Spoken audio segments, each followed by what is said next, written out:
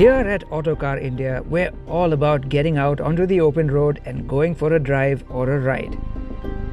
However, now is not the time. The coronavirus is a very serious issue, and it's time for you to work from home. We appeal to all of you to take it seriously too. Stay away from meeting people. Wash or sanitize your hands as much as possible. And if you're sick, talk to your local doctor and try and get a test.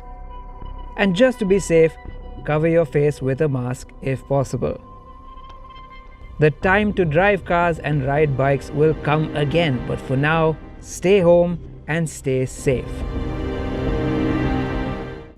Skoda was the first to show Indians way back in the day that you didn't have to stretch your budget all the way to Mercedes-Benz levels in order to have a premium, well-built, solidly engineered car. And that earned it a reputation as a very aspirational car maker. But that was a long time ago. These days, there are a lot more players in the market, and well, those luxury brands, they now offer you a smaller, more affordable car than they did before. Moreover, Skoda's reputation kind of took a hit when it came to after sales, although that is on the mend. And well, the product lineup, it has since sort of stagnated into 4 products, largely, most of which are kind of niche. That's all set to change though, as Skoda has taken the reins for the whole Volkswagen group in India. And though the big revolution is coming in 2021, it has started right away with this.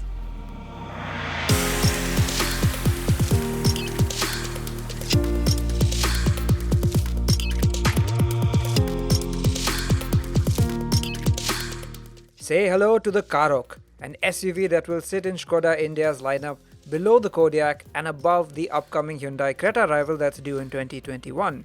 However, unlike its 2 SUV siblings, the Karoq will be a full CBU import. That means it will attract heavy import duties, which means that it will likely be priced higher than its size suggests. So, while it's about the size of a Kia Seltos on the outside, its price will likely make it a closer rival to the likes of the Jeep Compass.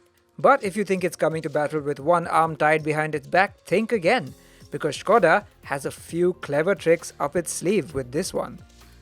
Before we go any further though, be sure to like this video, subscribe to the channel if you haven't already, and click the bell icon to stay notified of all our new updates. Tell us also in the comments what you think of the Karoq.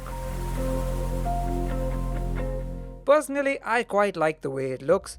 It doesn't have the quirkiness of the old Yeti for sure, but it's got that understated elegance that people love about Skodas. There is of course a resemblance to the Kodiaq, but it has more conventional SUV proportions. The front end is a little less extravagant with a simpler design for the LED headlamps and bumper, but over to the side you'll be happy to find prominent character lines and a sharp set of 17-inch alloy wheels. At the rear you get the new staple of large Skoda lettering across the tailgate, and I particularly like the shape of the LED tail lamps. And while we're back here, let's take a look at the boot, which is quite generous at 520 litres. The seats can be dropped easily at the pull of a lever to free up 1630 litres, and there are a few of Skoda's simply clever touches like bag hooks, Velcro luggage separators, and even a magnetized LED flashlight to help you change your tyre in the dark. And yes, there is a full-size spare tyre. Now, time to tell you what the back seat is like. Now, as I'm sure you've guessed by looking at the exterior dimensions of this car, space in the back seat of the Karoq is good, but perhaps not one of this car's USPs. I'm just under 5 foot 8 inches tall, and well, I've got enough knee room and just about enough headroom, but I suspect taller passengers might just only find it adequate. They might also find that the backrest is a little bit upright, but apart from that, this is a really great seat. It's very supportive and very comfortable, and it's placed high enough that you get a good enough view out of the front. Plus, there are these quarter glasses behind me that let in a lot of light, and if you want more light still, there's always the massive panoramic sunroof. So it's more comfortable in the back seat than its exterior size would suggest. But what about if you're sat in the front?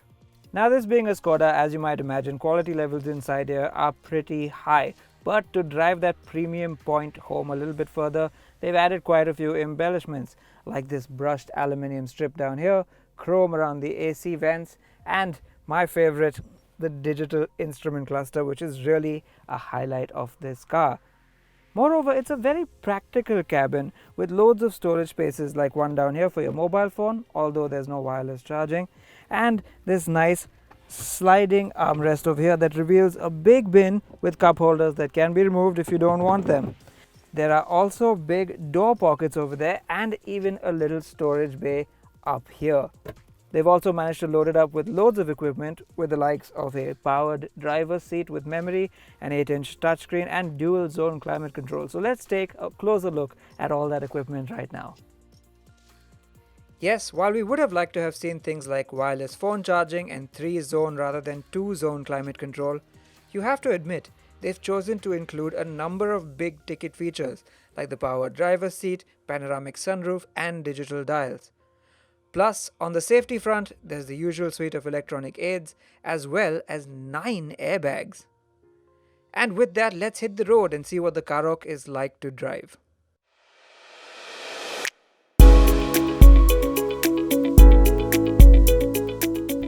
Before anything else, the first thing you notice is just how comfortable these front seats are. The driver's seat is power adjustable, including for lumbar support, so there's a number of ways you can fiddle around to get into the perfect driving position. It even has a memory function. The next thing you notice is that visibility is really rather good. The dashboard is nice and low and the A-pillars are quite thin, so you get great visibility forward, even a short person like me would. And if you look in the rearview mirror, you get a great view out the large windscreen at the back.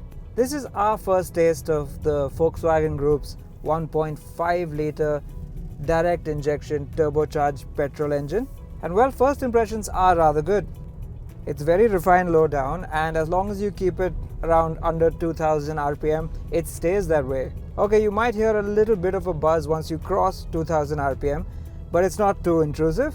It's just when you get closer to about 4 or 5000 rpm, if you're really gunning it in this car, that it gets really quite boomy. So that's only if you're absolutely on the limit will you reach that level in this car.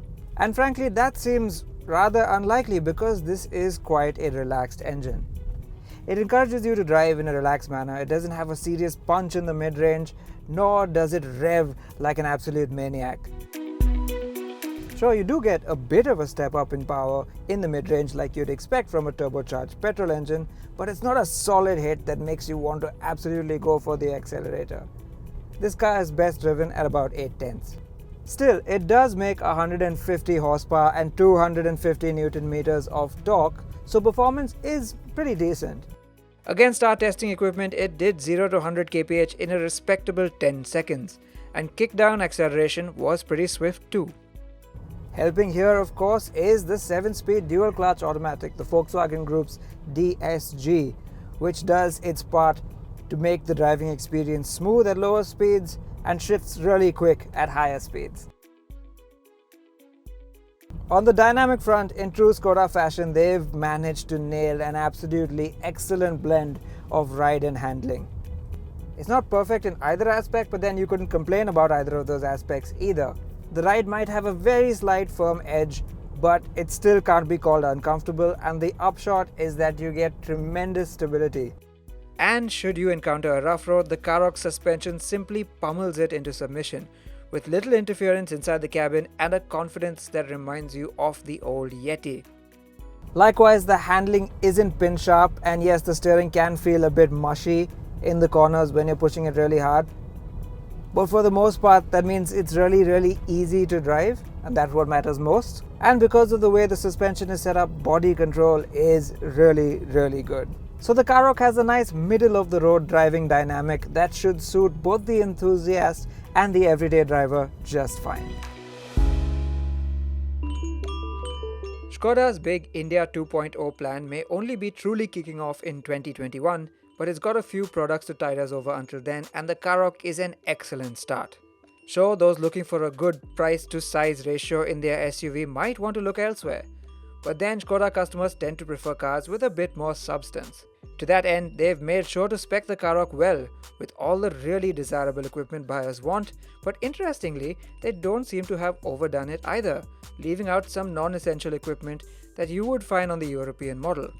Moreover, they've left out all-wheel drive, which seems fine for an urban SUV like this, but what this points to is a price that might just be more aggressive than we thought. The new 1.5 TSI engine isn't the most exciting, but it gets the job done. But what Skoda fans will truly appreciate are the quality interiors, the all-conquering ride, the tidy dynamics, and the solid build quality.